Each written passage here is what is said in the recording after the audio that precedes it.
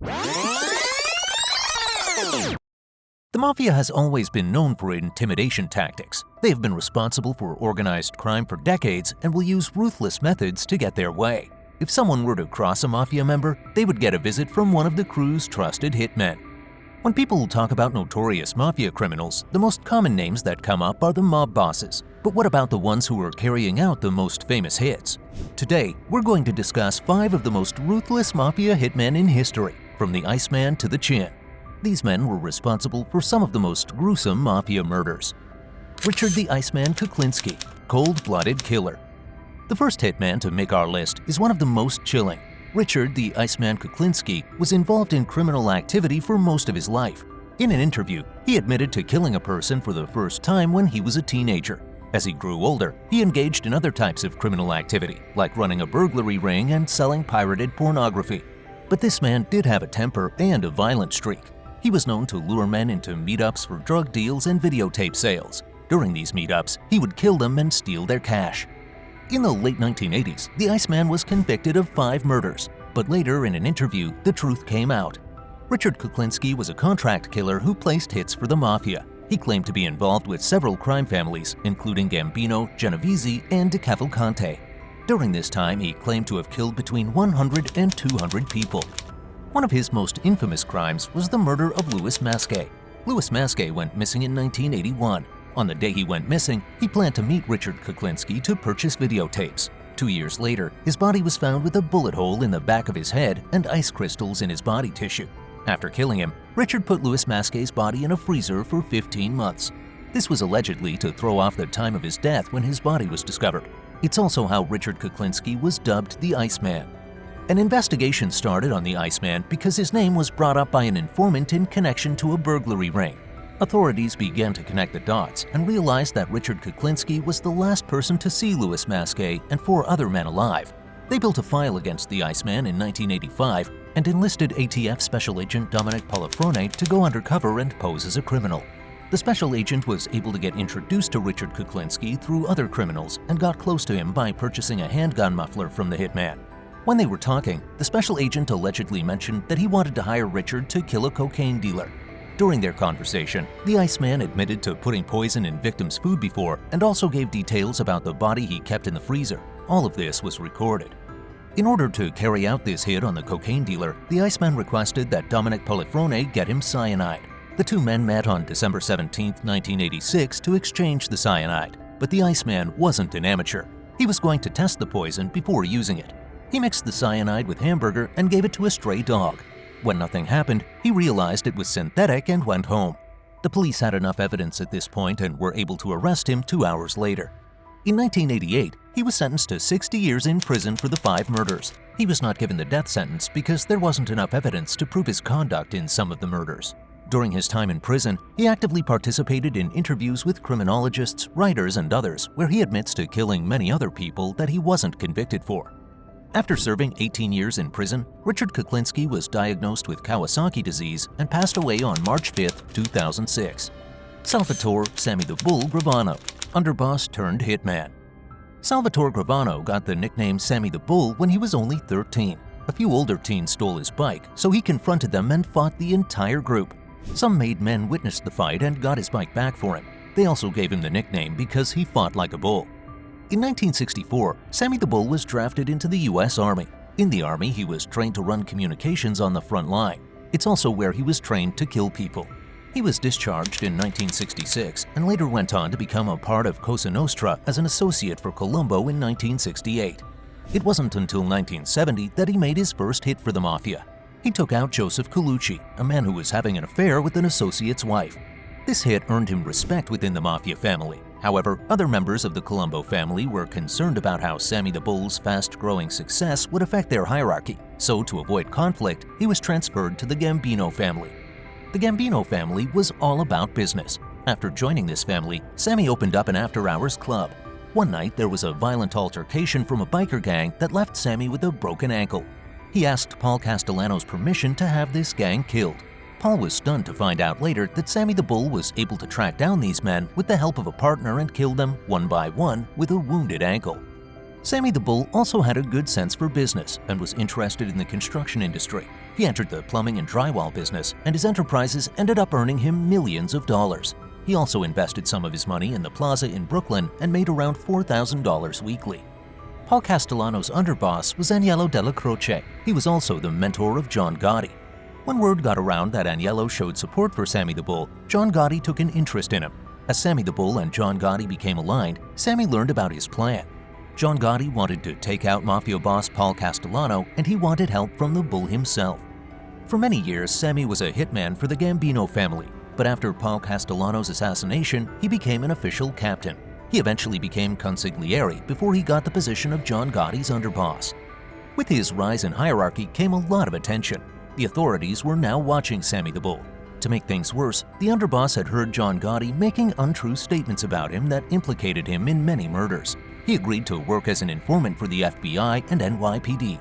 He agreed to testify against John Gotti on November 13, 1991, and also became the second Mafia underboss in history to confess to his role. Vincent The Chin Gigante. Vincent Gigante was a Mafia member connected to the Genovese family. He quickly made a reputation for himself by his ability to avoid trials.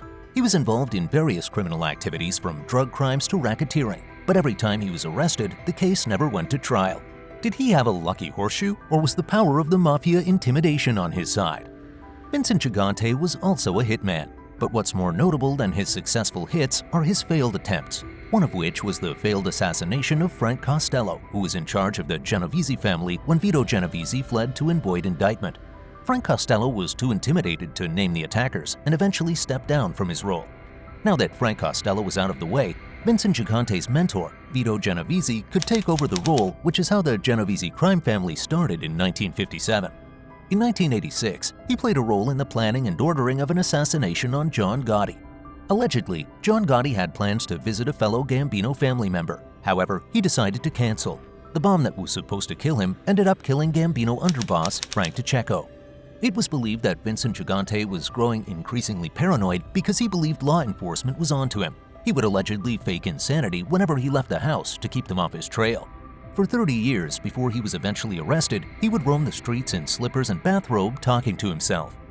Donald the Shadow Francos, beyond the spotlight. Donald Francos was a hitman who was associated with the Lucchese family. This hitman didn't have as much power within the Mafia as some of the other men we mentioned today, but his revelations after imprisonment are what really fascinate people. He was arrested in 1974 for the murder of mob associate Richard Bilello. Once he was behind bars, Donald did something that most Mafia members avoid. He spoke. He started telling so many stories of the assassinations he was responsible for. In 1957, Mafia crime boss Albert Anastasia was assassinated in a barber's chair. Nobody was convicted of this crime, and at the time, all it was known was the hitmen were two men with towels over their faces. But in 1992, Donald recounted many of the crimes he committed to author William Hoffman and was able to recall details of this particular crime. However, there's no proof to whether or not he was the one who committed the act. The crime that gets him the most attention is the murder of Jimmy Hafa. Donald Francos claims that he was part of the team that killed the president of the International Brotherhood of Teamsters. According to him, Chucky O'Brien lured Jimmy Hafa to Anthony Giacaloni's house. Here, Donald Francos, along with James Coonan and John Sullivan, shot and dismembered Jimmy Hafa. Allegedly, they kept the body in a meat locker until they came up with the plan to seal it in an oil barrel and bury it under the Giant Stadium. However, there is still no evidence to link Franco to this assassination. When it comes to Donald Franco's life as a hitman, the Jimmy Hafa assassination is one of the most debated topics. Some people believe that his details place him at the scene of the crime. Others think it's a hoax. After all, many infamous Mafia killers claim to have been the one to take out Jimmy Hafa. Anthony Gaspipe Casso, New York's deadliest. Anthony the Gaspipe Casso was one of the deadliest men to work for the Lucchese family. This mobster didn't follow the mob family rules when it came to killings. He would kill anyone whom he suspected to be an informant. If he suspected someone was speaking to the police, he would put them on his hit list. It didn't matter if they were a Mafia member or a civilian. Anthony Casso got involved in crime at an early age. He was recruited into the Lucchese family at the age of 21. His early jobs were working as a bookmaking enforcer on the Brooklyn docks. There's a story that dates back to his early days when he was making a name for himself in the family. A dock worker was wearing new work shoes, so Anthony Casso dropped 500 pounds of cargo on the worker's feet to see how good the shoes were.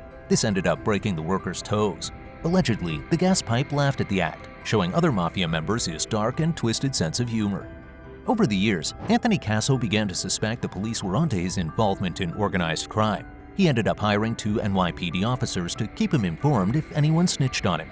They also murdered 8 people on his behalf. The killings didn't stop there either. The Gaspipe continued killing anyone that he thought was an informant. Another mobster, Alfonso Darko, was beginning to worry about his family's safety with Anthony Casso's ruthless killing spree. He tipped off the FBI, which led to Anthony Casso's arrest. Once arrested, he admitted to killing 36 people and ordering over 100 murders. In an ironic turn of events, the Gaspipe became the one thing he hated the most, an informant. The Unwritten Code, Hitmen and Omerta. There is an unwritten code that all Mafia members must follow. The Omerta is the code of silence that forbids people on the inside from discussing the behavior of Mafia members. With this code, the Mafia is never to speak to law enforcement when they need to seek justice. Instead, they will always seek justice themselves. This rule doesn't only apply to one's own Mafia family, it also implies that they will never speak to the police about the activity of a rival or enemy.